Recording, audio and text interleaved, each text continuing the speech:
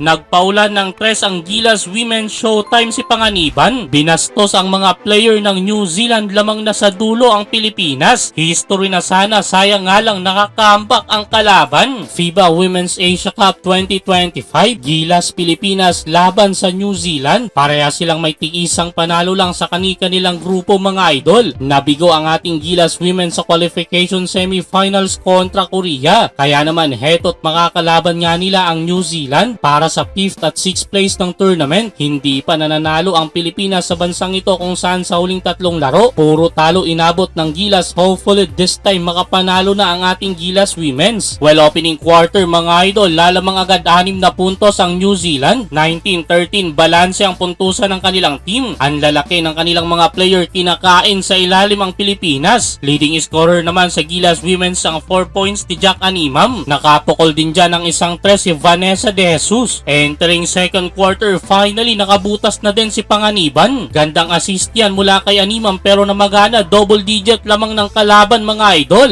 Nakakadami na sa puntos itong player na ito, leading scorer so far sa New Zealand. Binuwat na ni Vanessa De Jesus ang opensa ng Pilipinas sa kanyang 7 straight points. Diyan na din nagsimula ang momentum ng Gilas Women's, biglang uminit kanilang outside shooting. 4 na sunod-sunod na tres ang pinakawalan mga idol, 2 kay Castillo at 2 din mula kay Sugapong, including itong buzzer beater 3-pointer. 4 na lang lamang ng kalaban, end of second quarter 42-38. Third quarter showtime si Panganiban, panis ang dalawang bantay ng New Zealand. Under 6 minutes lumamang na ang Pilipinas mga idol, 48-47. Matapos ang tres na ito ni Pastrana, hype na sa bench ang ating Gilas Women's. Nagpatuloy pa ang pagpuntos ng Gilas Pilipinas, mainit pa rin si Sugapong. Another 3-pointer, Pilipinas na ang lalamang tatlo mga idol, end of third quarter 56-53. Fourth quarter, ayaw pa rin paawat ng Gilas Women's. Si Castillo naman ang kumana ng tres, pangatlo niya na yan mga idol. Another showtime naman mula kay Naomi Panganiban, may binastos na naman sa player ng New Zealand. Sa kanyang turnaround layup, umabante na nga dyan ang Pilipinas mga idol. 63-57 under 8 minutes. Yun nga lang nagkaroon ng bawi ang New Zealand sa kanilang 6-0